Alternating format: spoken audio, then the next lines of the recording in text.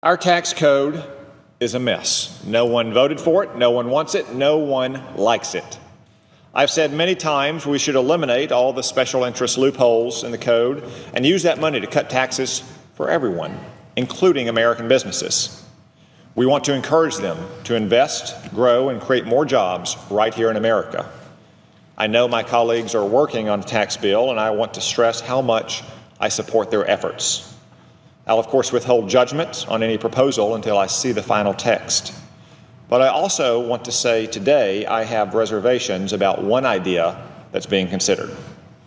It's called a border adjustment tax, which sounds like something from Orwell's Newspeak. Here's how it would work. We'd cut taxes for corporations, and to make up for the lost revenue, we'd tax businesses whenever they bought something from another country. So, for instance, every time Ford bought an auto part from Canada, it would pay a 20% tax. Or every time your local grocery store bought bananas from Guatemala, it would pay a 20% tax. And whatever money businesses made from selling their products in other countries would be exempt. In other words, what all this would amount to is a 20% tax on imports. The proponents of this tax contend it will stop businesses from leaving our country, because right now some are moving overseas to avoid paying our corporate tax rate, which is the highest in the modern industrial world. Under this proposal, it wouldn't matter where you put your headquarters. You'd be taxed according to what you bought, not where you put down your stakes. And the hope is this arrangement would mean more headquarters and more factories and the jobs that come with them staying right here in America, which of course is a desirable goal, no doubt. But I'm not at all convinced this is the best way to do it. Just consider this. It's estimated that this one change alone would produce something like $100 billion a year in additional tax revenue. That's a lot of money, and someone's got to pay for it. And I'll tell you exactly who's going to pay. Working Americans who've been struggling for decades. A tax on imports is a tax on things working folk buy every single day. And I'm not talking about caviar and champagne. I'm talking about T-shirts, jeans, shoes, baby clothes, toys, groceries.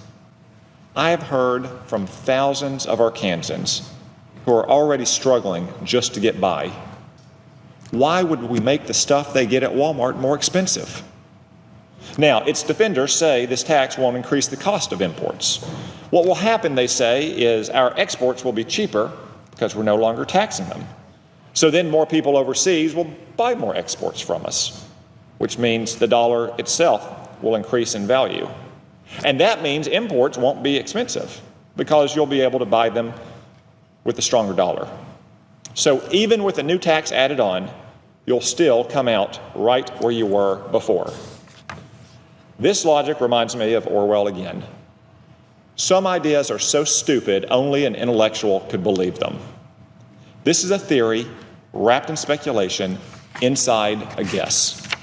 Nobody knows for sure what will happen. No one can know for sure because currency markets fluctuate daily based on millions of decisions and events.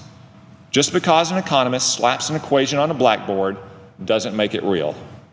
So I'm more than a little concerned that these predictions won't pan out. As the old joke goes, after all, economists have predicted 9 of the last 5 recessions.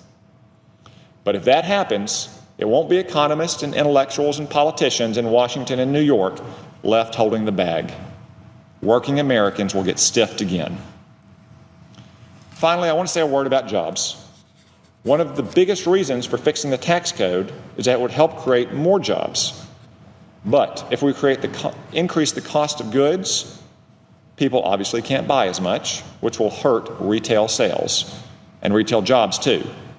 Retail companies are the largest private sector employers in almost every state.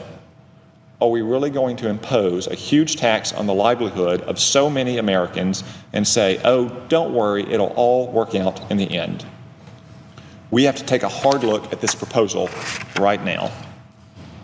Therefore, while I support fundamental tax reform and commit to reserving judgment on any final bill until I read it, today I want to put on the record my serious concerns about a border adjustment tax. Many other senators share these concerns, and we most certainly will not keep our powder dry and see working Americans railroaded with a pre-cooked deal that raises their taxes and increases the price of the stuff they buy every single day.